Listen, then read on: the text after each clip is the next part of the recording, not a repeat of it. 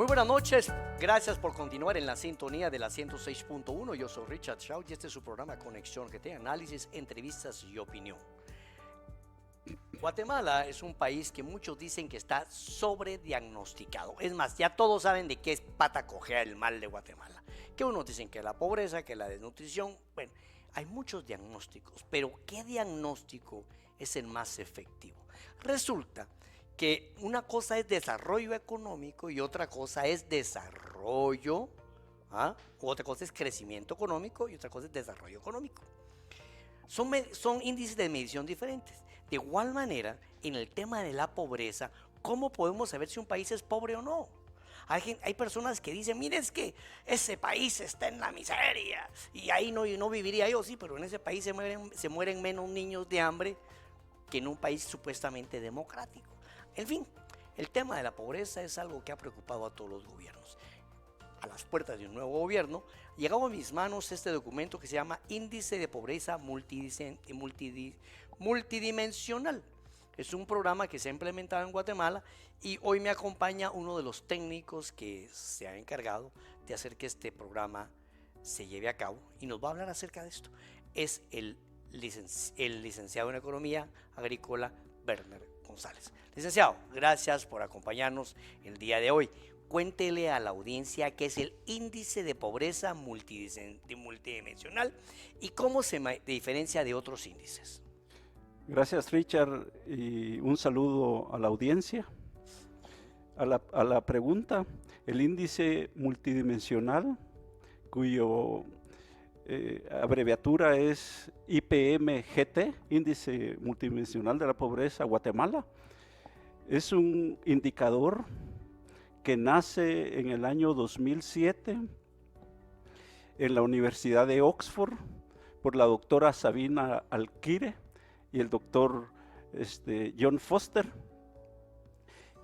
que a lo largo de su trabajo por muchos años en África, en países de la región, acá en América, en Asia, demostraron que es una metodología versátil, fácil de trabajar, fácil de obtener la información y también fácil de interpretar los datos para llevarlo a información, al conocimiento y a la sabiduría de los pueblos.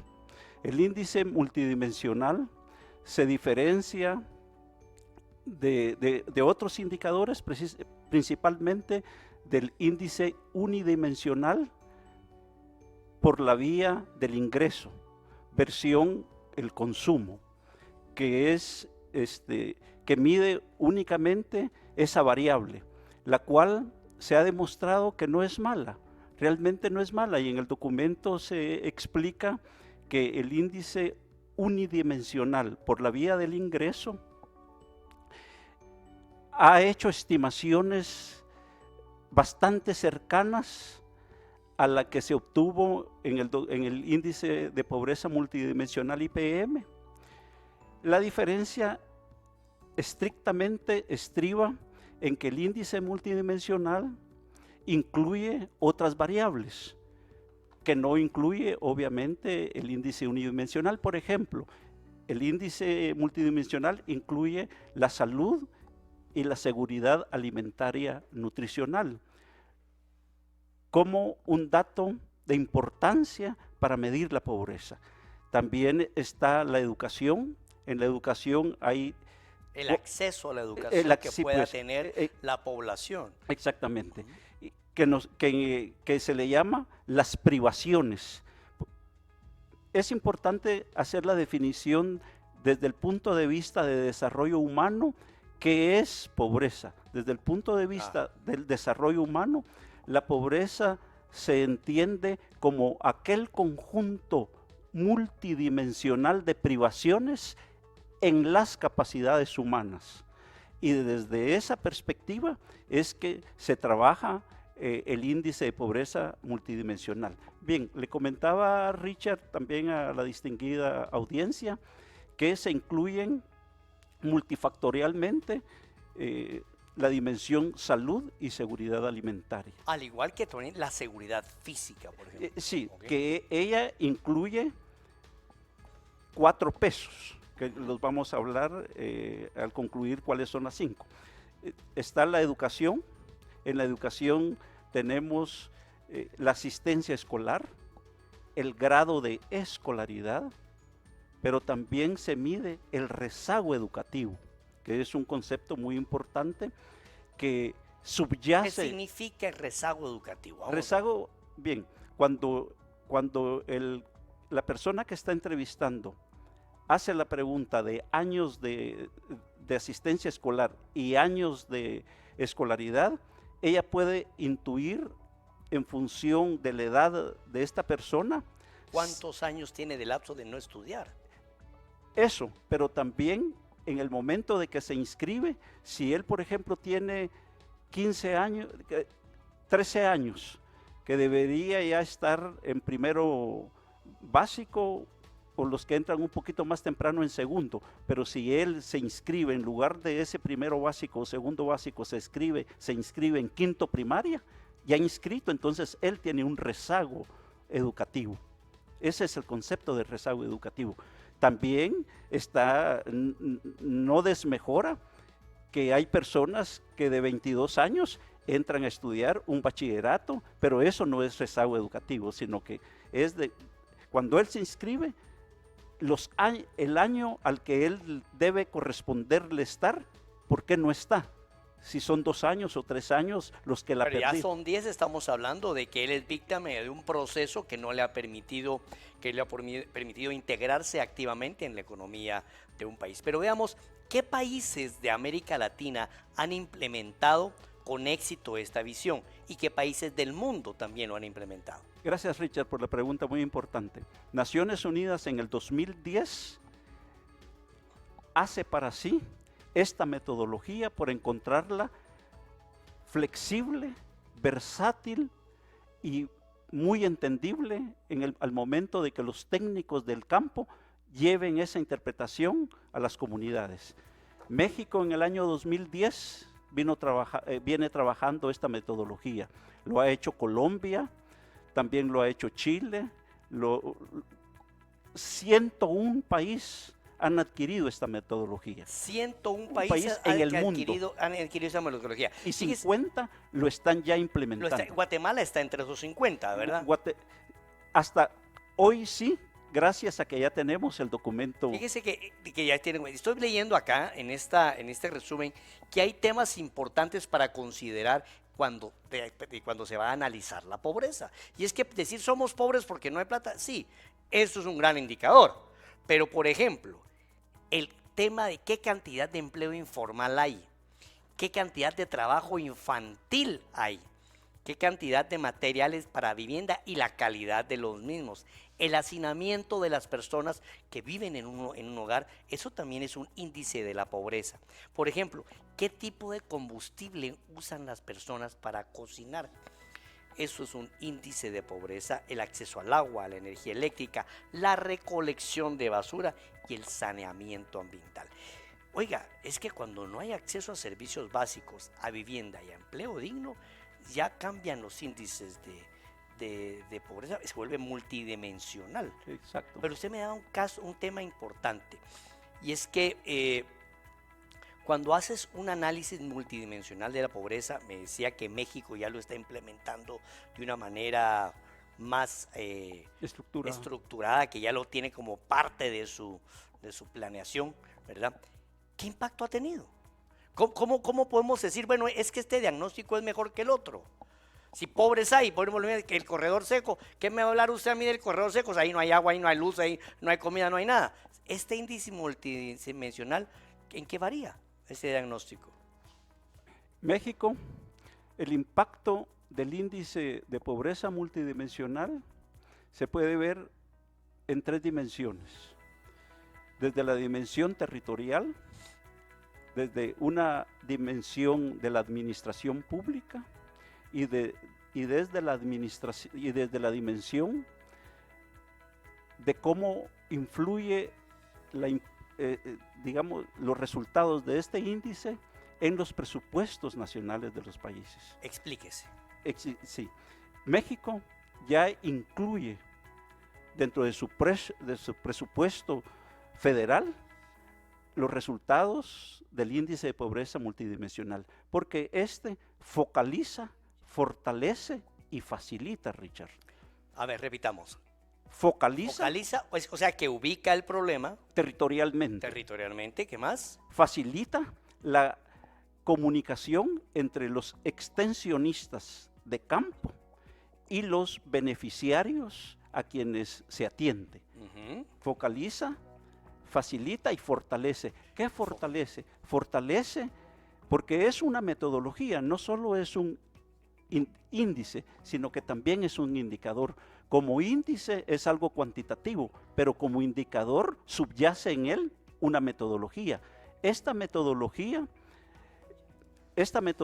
fortalece la tercera F, o puede ser la primera F o la segunda, fortalece el desarrollo de las políticas públicas, porque los países ya están bien diagnosticados, como la introducción usted comentó, Richard, tienen políticas públicas. En Guatemala hay 71 políticas públicas, 52 en acción, 5 en revisión y otras 5 con esperanzas de que se desarrollen. Bien, entonces el índice de pobreza multidimensional, al haber recogido lo que usted comentó, el hacinamiento en la vivienda, el cuidado infantil en la escolaridad, en el tema del empleo, el trabajo infantil, que hay que diferenciarlo entre labor informal y trabajo infantil. Allí hay un matiz importante. Por ejemplo, si en la unidad de estudio, que puede ser una persona, un hogar o una comunidad, depende el interés de la política pública para llegar a ese territorio. Puede ser la unidad de muestreo, un individuo, un hogar, una comunidad. En este caso se ha trabajado como unidad al hogar. Entonces, cuando hay un niño en el hogar menor de 15 años que trabaja, él está privado de esa posibilidad. Son dimensiones de privación que él tiene, que no puede, como bien usted comentó, acceder a tener una vida, digamos, donde su niñez él pueda estar, digamos, gozándola y disfrutando de su niñez, haciendo sus estudios, desarrollando su cerebro por la vía de educación formal, pero también por la vía del aprecio, del cariño que en la unidad familiar se le pueda brindar a este joven en este caso. Entonces nosotros le llamamos, el índice le llama privaciones.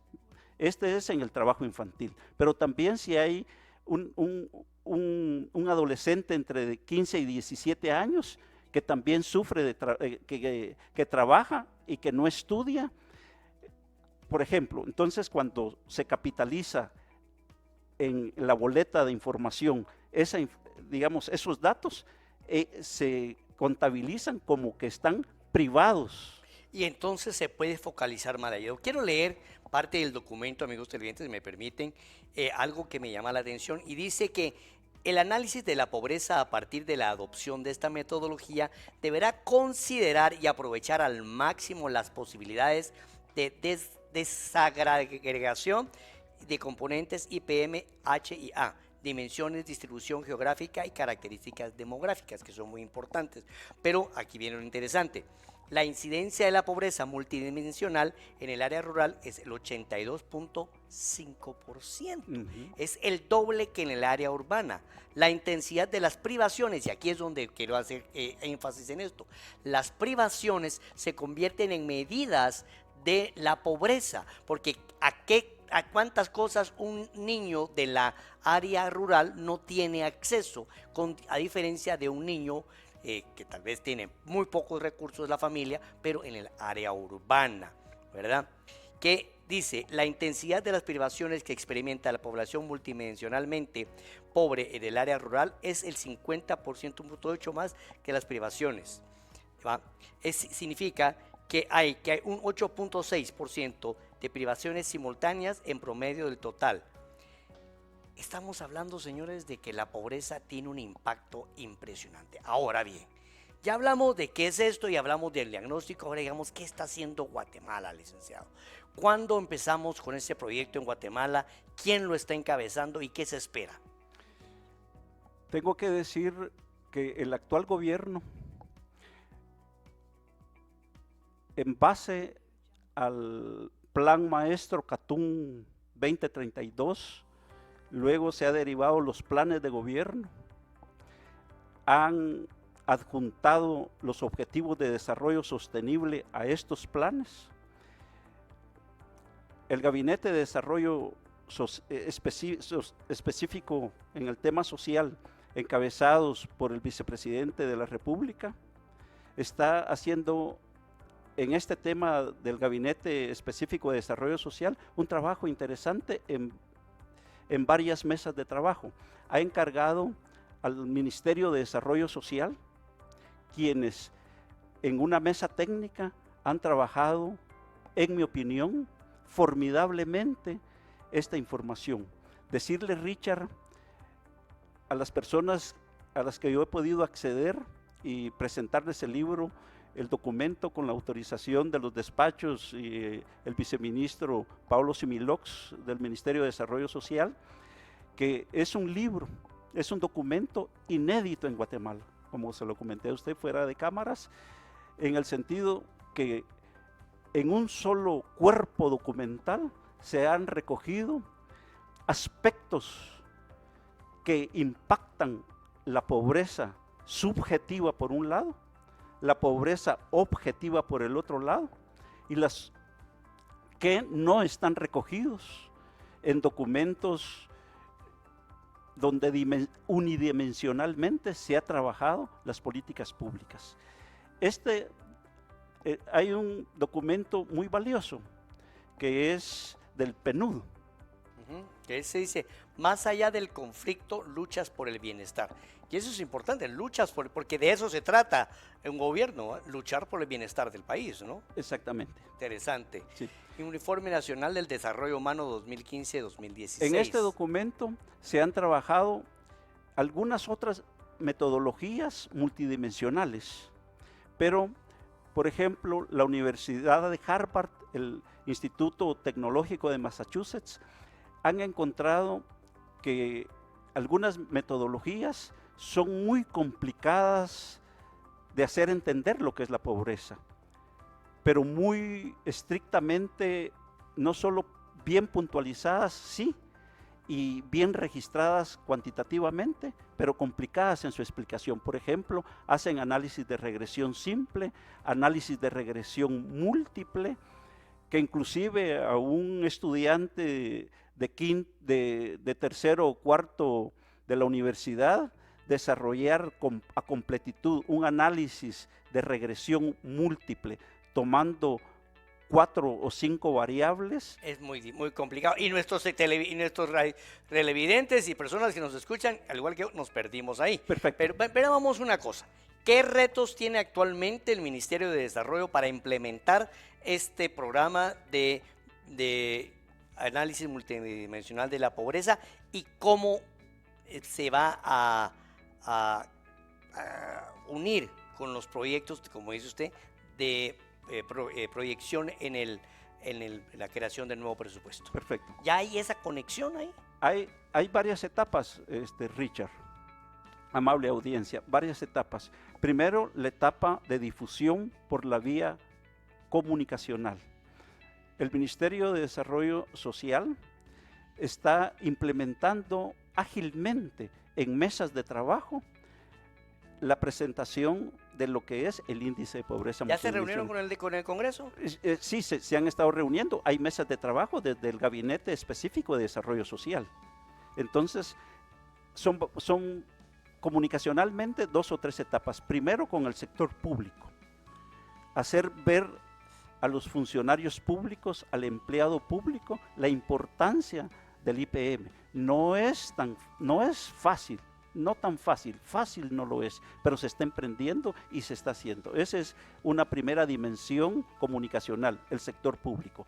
También se está llevando la información que se ha obtenido del índice de pobreza a las universidades y a las empresas, para que esto, digamos, es una como receta, si se quiere, del éxito que han tenido los otros países. Dicen, señores, Chile por ejemplo, señores, si ustedes no comunican lo que significa a la población en sus varios sectores activos de la economía, lo que significa la importancia, el impacto del IPM, ellos deberán asimilarlo para que cuando venga a ellos lo vean con buenos ojos. Bien, le comentaba que Chile y en México ni siquiera es que ya le dieron un presupuesto al IPM, Richard, es que el presupuesto forma parte ya estructural de cómo se organiza y se forma el presupuesto. En base al IPM, al índice de pobreza multidimensional, se crea el presupuesto. Es que de ahí sería la cosa. Mira, tenemos que pasar de la parte técnica a la parte, dejar la parte política y pasar a la parte técnica, donde a través de un diagnóstico específico que nos señala y focaliza, como dice usted, las debilidades de nuestra sociedad, las debilidades de nuestro país, se pueda orientar la inversión pública para mejorar esas cosas. Por ejemplo, alguien me decía, pero es que hay niños muriéndose de hambre, ¿y por qué vamos a hacer un tren de que una vía nueva con la capital? Porque también ahí hay un índice de privación, por ejemplo. Entonces todo eso tiene que ser, todo ese concepto del IPM, del índice de pobreza multidimensional, son la base, por lo que yo entiendo, para que se haga un presupuesto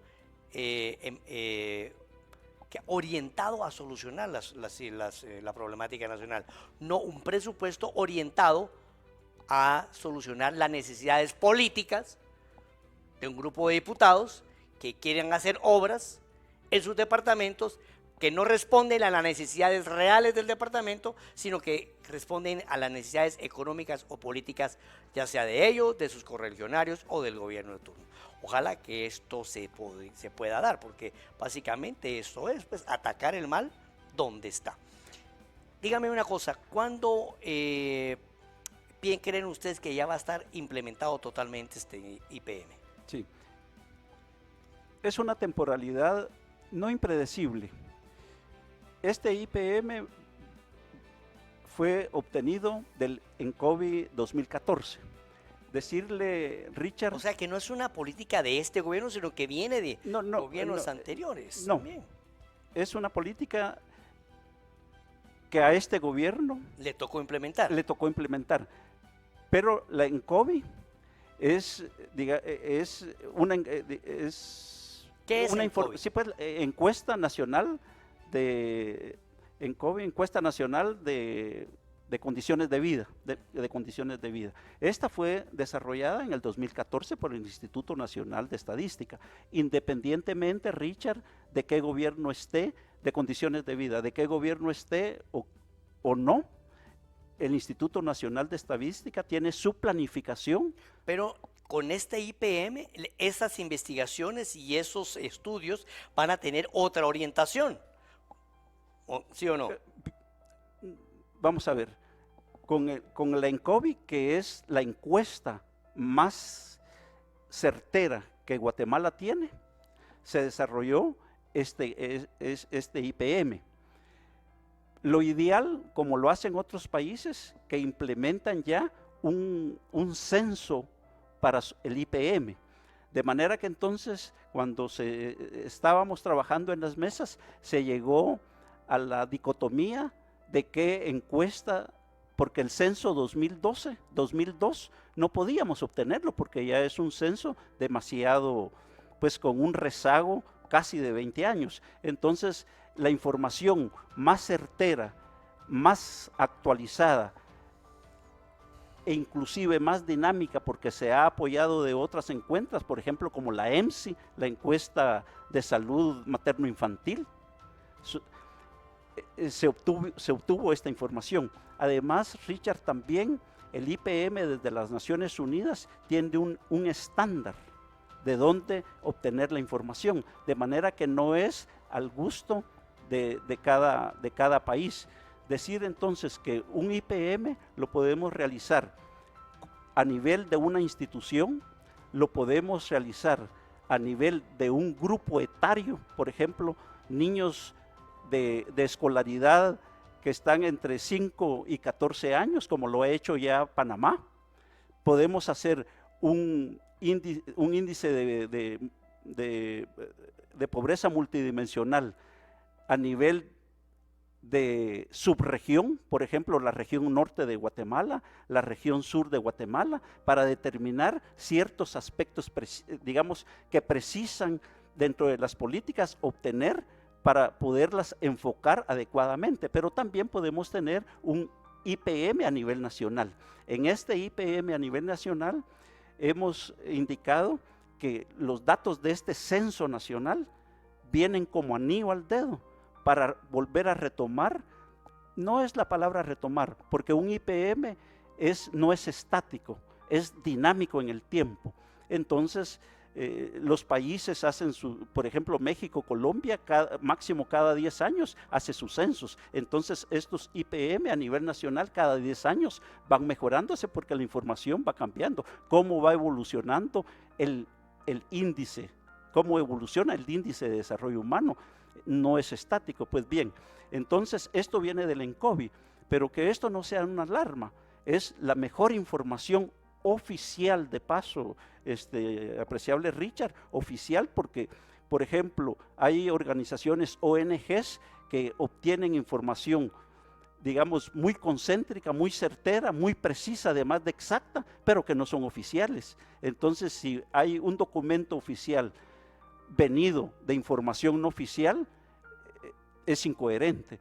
De manera que entonces el INE, institución muy importante, debe ser fortalecida para que las encuestas, muestreos y censos sean con el presupuesto adecuado, con la gente dinámica, bien preparada, no solo sus técnicos, sino las personas que hacen las encuestas, para recoger una información exacta. Ya vio usted que hubo una dificultad en el tema del censo de los poblados, no del censo de la persona, sino de los poblados, que hubo un alcalde que estuvo reclamando que por qué se tomaban datos del 2002, cuando que el 2002 pues hace casi 20 años que están. Bien, de manera que debemos sentirnos muy agradecidos, muy felices como guatemaltecos de tener un documento allá bien certero. Decirle que la mesa técnica hay magísteres en estadística, hay economistas agrícolas, hay economistas puros, existió gente y está gente del INE trabajando en las mesas, también están técnicos de CEGEPLAN, nos ha apoyado mucho el PNUD, también la Unión Europea que ha financiado esto. Eso es muy importante, ver todo este desarrollo, ¿no? Y ojalá que esta capacidad técnica continúe. ¿Cuál sería su solicitud para el nuevo gobierno, que estamos a 6 meses o 5 meses, ¿no? Ya de que cambien las autoridades? ¿Cree usted que esto va a permanecer en el tiempo o corre este proyecto del índice de pobreza multinacional el riesgo que han corrido todas las políticas en Guatemala, las políticas públicas, de que cuando llega el nuevo presidente dé carpetazo y lo cambie? Sí. ¿Cuál sería lo ideal para que esto tenga continuidad? Gracias, Richard. Decirle a la población guatemalteca que este documento es un documento trabajable en el tiempo, pero en este momento es un documento que ofrece gran información para los investigadores, para los docentes, para los estudiantes, Richard, y para todas aquellas personas que les gusta la autoeducación, leerlo. ¿Y dónde lo podemos conseguir? Sí, perfecto. En el Ministerio de Desarrollo Social es, digamos, la fuente oficial. ¿No se ha subido a línea todavía? Sí, todavía no está subido en línea. Esto quiero decirles que en diciembre del pasado año iba a lanzarse, digamos, a nivel nacional. Hubo un retraso por las condiciones de país y fue hasta el primer cuatrimestre que fue emitido, de manera que todavía está en condición inédita.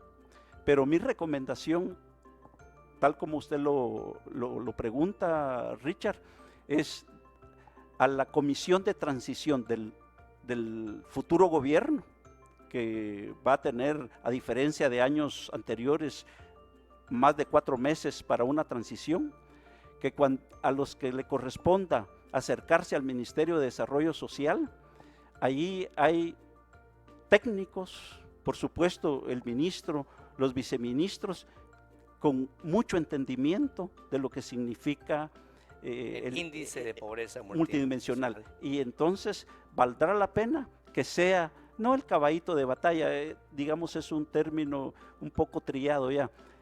Yo aseguro y auguro éxitos si el próximo gobierno en materia de desarrollo social acoge para bien esta información. CEGEPLAN, la Secretaría de Planificación de la Presidencia, también ha hecho un buen trabajo acompañando el proceso, Richard.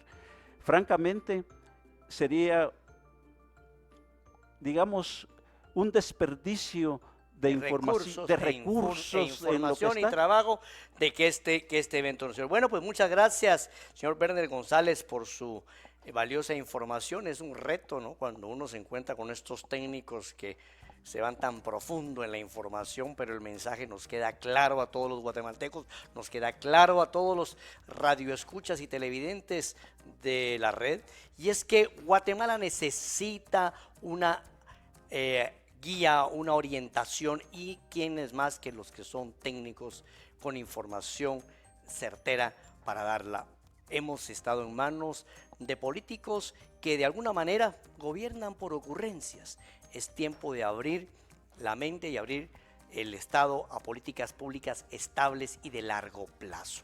Si ha funcionado en Panamá, está funcionando en México, está funcionando en Chile y en muchos países del mundo. Es una seña de que algo bueno tiene y que con los ajustes necesarios puede ser implementado. Índice de pobreza multidimensional, un programa que lleva años en el ambiente, que empieza, al final se concreta con este gobierno, pero que espera continúe. Muchas gracias, Werner González, por su amable compañía en este programa de Conexión GT. A ustedes, amigos, por estar presentes, por mantenerse en la sintonía. Los invito a que mañana nos acompañen después del partido de fútbol. Creo que empezamos a las 8:30 mañana miércoles. Los espero acá en Conexión GT. Yo soy Richard Shaw, su anfitrión. Les deseo muy, pero muy buenas noches.